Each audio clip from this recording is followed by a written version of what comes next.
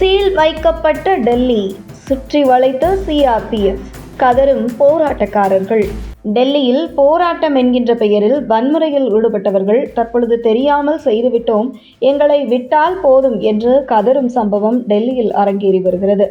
டெல்லியில் போராட்டம் நடைபெற்ற ஜந்தர் மந்தர் பகுதி, பாராளுமன்றம் செல்லும் பாதை மற்றும் அதை சுற்றியுள்ள இடங்களில் அமைக்கப்பட்டிருந்த அதிநவீன சிசிடிவி கேமராக்களில் பதிவாகியிருந்த வீடியோக்களை காவல்துறை நவீன தொழில்நுட்பத்தின் துணையுடன் ஆய்வு செய்து வருகிறார்கள்.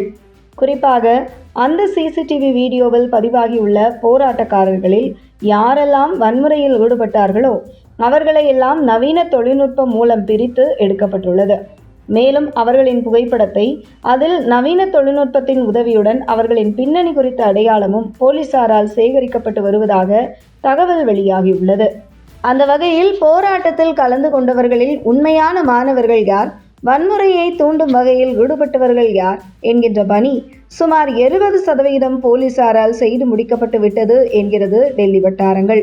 குறிப்பாக போராட்டத்தின் போது காவல்துறையினருடனும் மோதலில் ஈடுபட்டது, பொது சொத்துக்களை சேதம் ஏற்படுத்தியது மற்றும் தடையை மீறி பேரணி நடத்தியது தொடர்பாக டெல்லி காவல்துறை 10க்கும் மேற்பட்ட எஃப்ஐஆர் பதிவு செய்துள்ளது.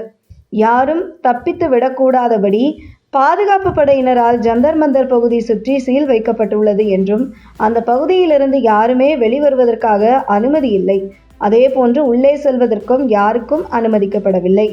ஆனால் உணவு, குடிநீர் போன்ற அத்தியாவசிய பொருட்கள் மட்டுமே அந்த பகுதிக்குள் கொண்டு செல்வதற்கு மத்திய ரிசர்வ் படை அனுமதி கொடுத்திருக்கிறது.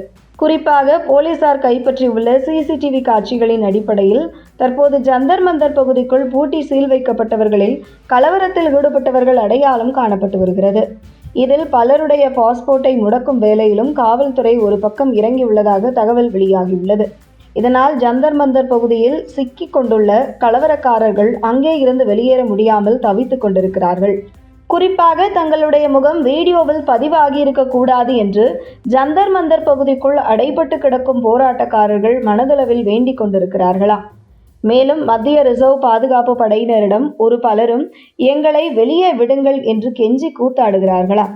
அந்த வகையில் இனிவரும் எதிர்காலத்தில் இதுபோன்ற சம்பவங்கள் நடைபெறாத வகையில் தற்பொழுது ஜந்தர் மந்தர் பகுதிக்குள் சிக்கியிருக்கும் போராட்டக்காரர்களுக்கு எதிரான நடவடிக்கை இருக்கும் என்பதில் மத்திய அரசாங்கம் உறுதியாக இருப்பதாகவும் தகவல் வெளியாகியுள்ளது.